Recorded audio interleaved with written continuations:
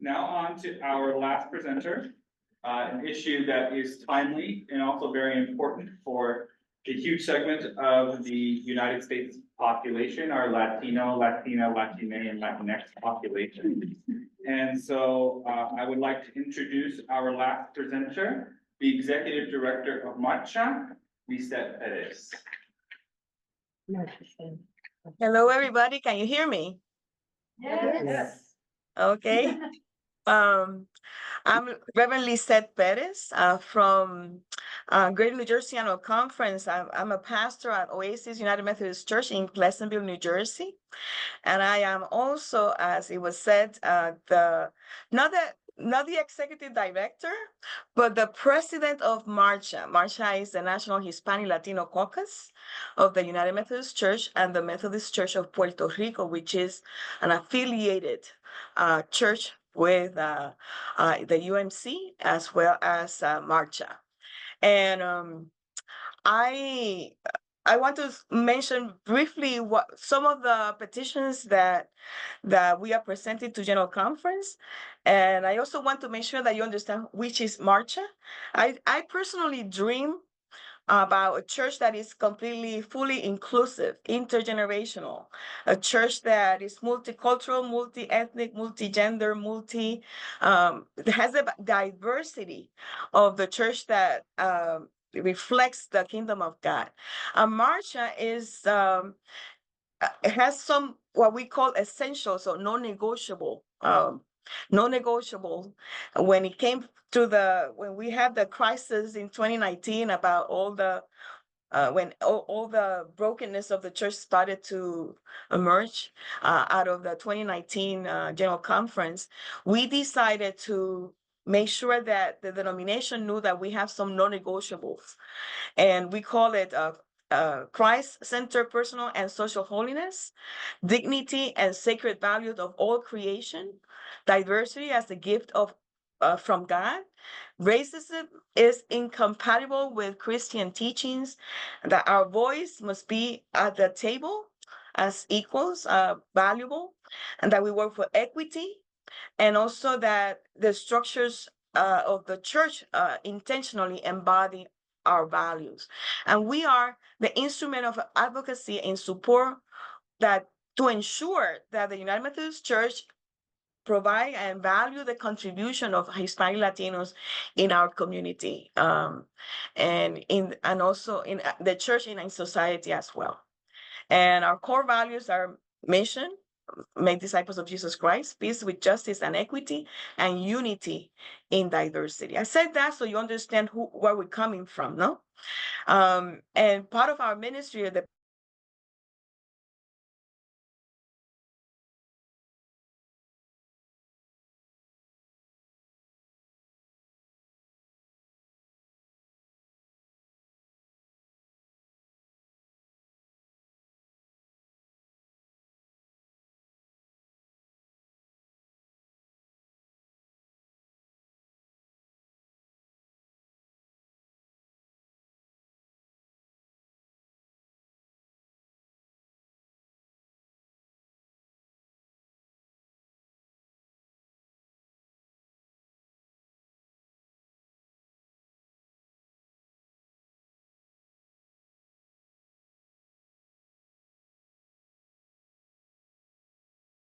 can you hear me?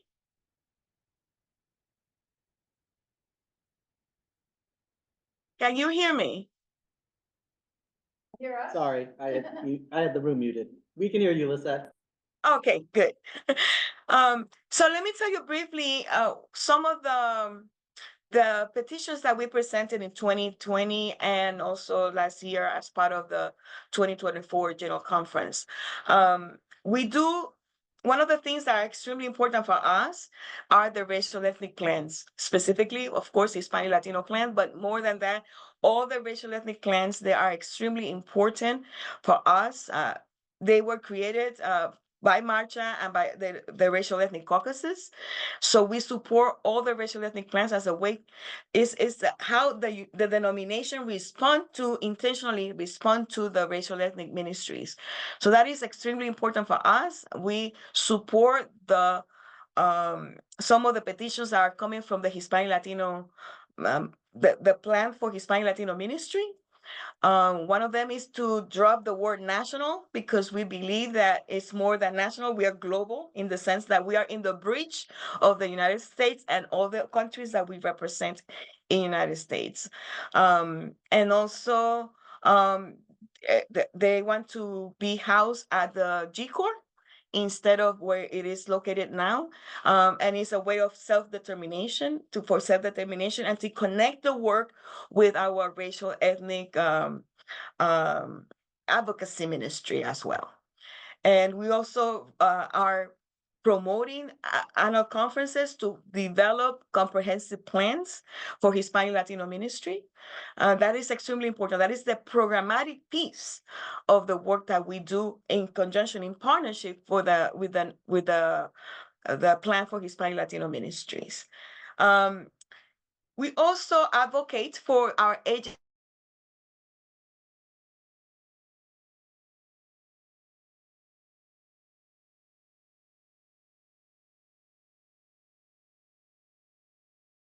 agencies. Specifically, we advocate and we have a resolution to support G-Corps and COSRO because of their advocacy ministry that they represent.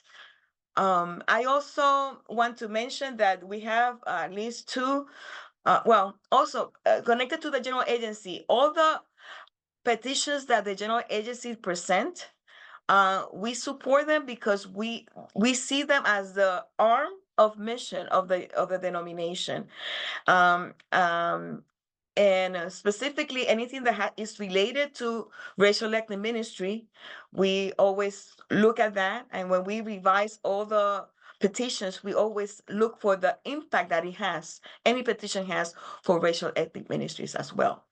And also in terms of immigration, which is a big issue for us, that social issue that we always advocate for our undocumented population, we have two petitions and we support other petitions that are connected to other agencies as well as United Methodist, United Women in Faith, I'm sorry, and other agencies that have, and also like Church and Society, Global Ministries, have some petitions that relates to global migration and also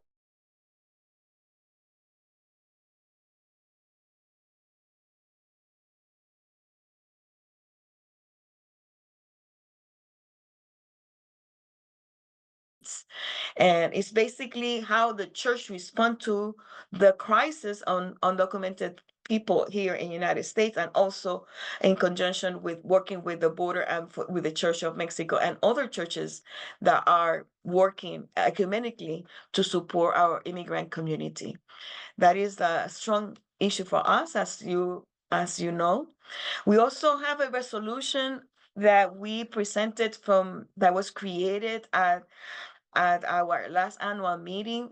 Is called a resolution on the protection and equity for Hispanic Latino clergy. This is an interesting resolution because, as you know, MARCHA has been very strong advocating for full inclusion and to remove the harmful language in the Book of Discipline. We have other persons and other clergy in our constituents who are conservatives. So this resolution is trying to make sure that we protect and try treat them with equity, our conservative brothers and sisters, as well as our LGBTQ clergy who are Hispanic Latinos in the denomination. It's a way to protect and respect all the diversity in terms of theological perspective.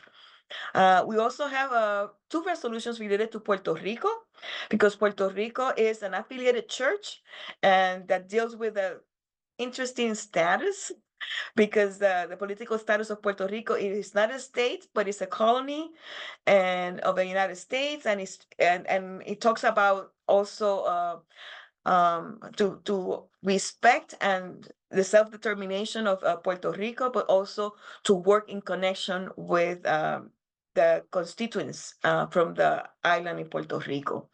Also, we have another petition that talks about the damage that was done to Vieques, the island when before, we call them La Marina, the United States, was the damage that was done from the United States in Vieques when they were doing bombing and practicing with the Marina. I don't know how to say that in English.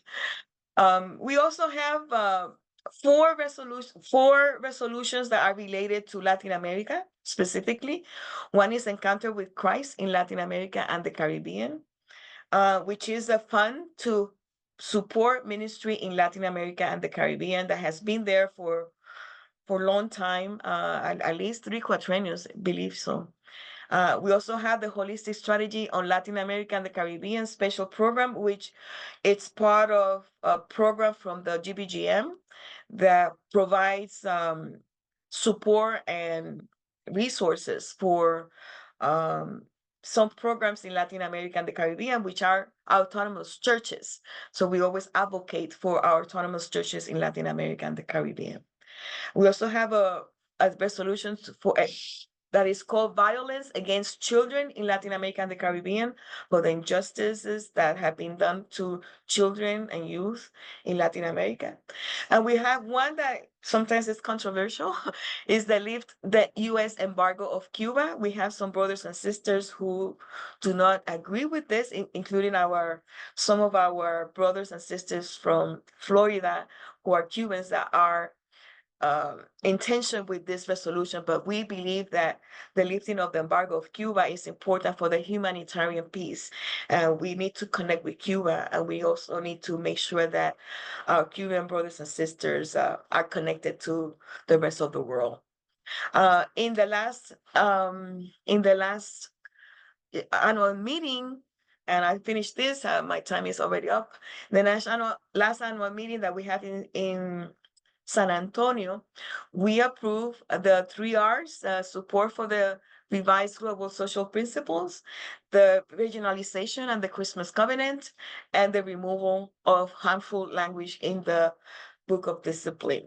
Not specific petitions, but all the petitions that are connected in the legislation for that.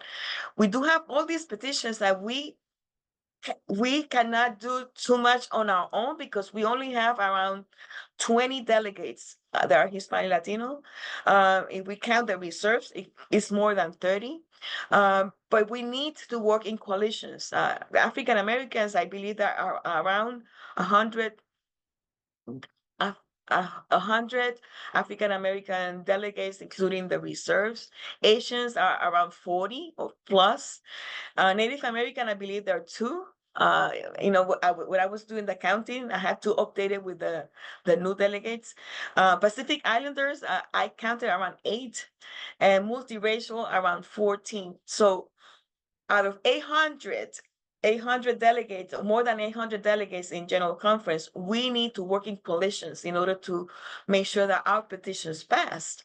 That's why we work very close, hand by hand with ISDG, the Interethnic Strategy Development Group, which are the 5 racial ethnic caucuses, including the African American, the BMCR, the Native American, the Asian Federation, and the Pacific Islander and us. We work together as part of the strategy. We also are connected with LINK, Love Your Neighbor Coalition, and also with strategies groups that are formed in different ways.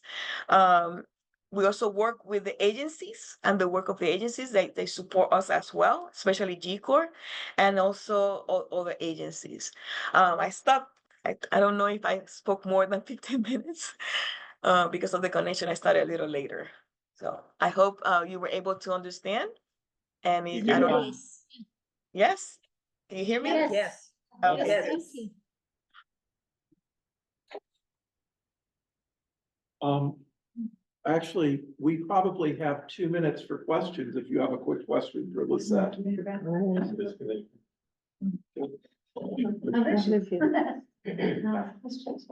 If there's one quick question, we could do one quick Yes. question.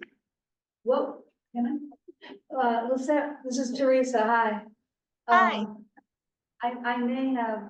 You may have said it and I missed it, you covered so much great stuff. Is there one or two pieces that you see as the most challenging and or maybe the most important for MARCHA? I believe the racial ethnic clans are important for us. They are a must. And can you hear me? Yes. Yeah. Yes, yes. Okay, it says on a stable connection. That's what I'm asking. Um, Mhm.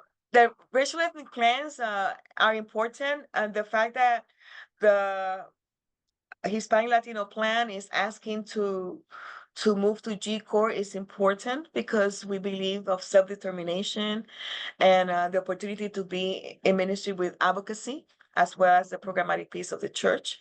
I think that's important. Um,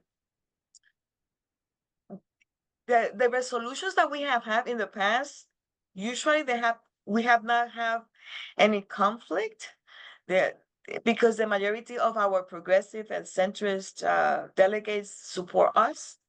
The one in Cuba, we may have some persons that are not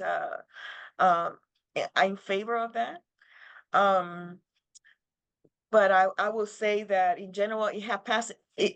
We are just updating resolutions that are already being part of the book of discipline. So all the resolutions usually we don't have any issues. Anything that is related to undocumented persons, of course, that is something that is extremely important as we try to advocate for our undocumented community. Those are the most important ones. Uh, I don't know. The only one that is new is the one that is to protect conservatives and LGBTQ Hispanic Latinos all in the spectrum. I think that is something new. I don't know how it's going to be received because it's new.